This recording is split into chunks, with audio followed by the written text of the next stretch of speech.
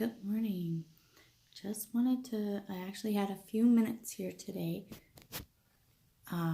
before I get the kids up. So I wanted to just quickly share a couple things because it's been a while. Move this a little closer so you can hear me.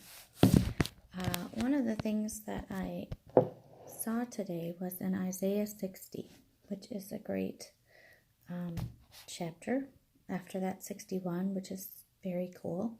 So I'd encourage you to read those today. But the verse, I believe it was in, Isaiah 60, verse 17.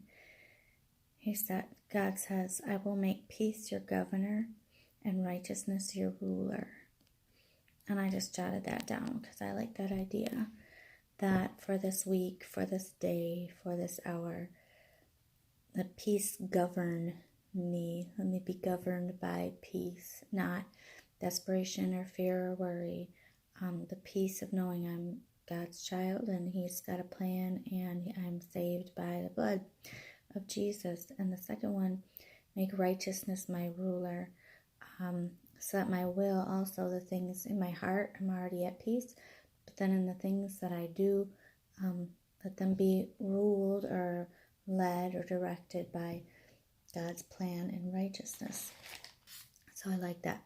Then still reading in Luke, and so just my daily reading, and that was about praying and about consistent prayer and about not giving up and how important that is, and even bold prayers, that even something that I'm not sure He will answer yes to, but just praying from my heart was an encouragement for that and a promise of God hearing.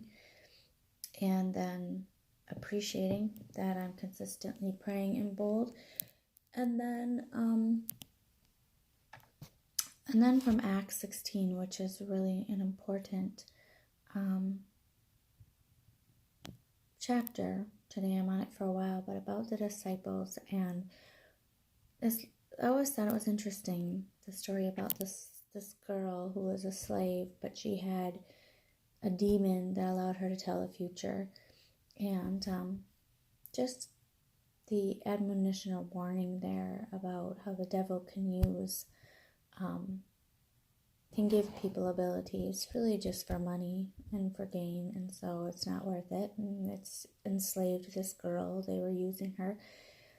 And then when the disciples came, she actually was preaching or saying words that were giving God glory of sorts and saying these men are, from Jesus, and shouting loudly about it. So the question in the commentary is, is this God saying, I'm not going to let you keep, using your words for greed, but I'm going to work through your tongue, which God can do even with animals and have them speak. God can speak through anything. So the words seem to be ones that are coming from God, but it also says that the devil can disguise himself as an angel of light.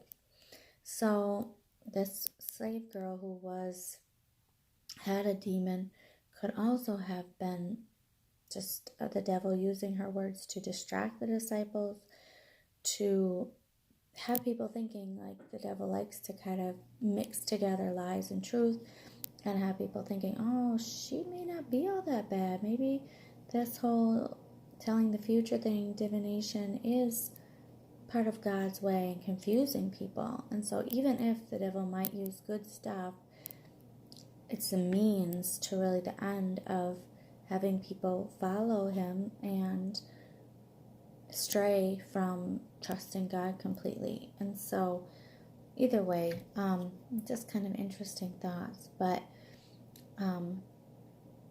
I liked that thought that the words that the apostles were saying were not, I don't like this thought, but it's true, were not accepted. And so their words about saying that,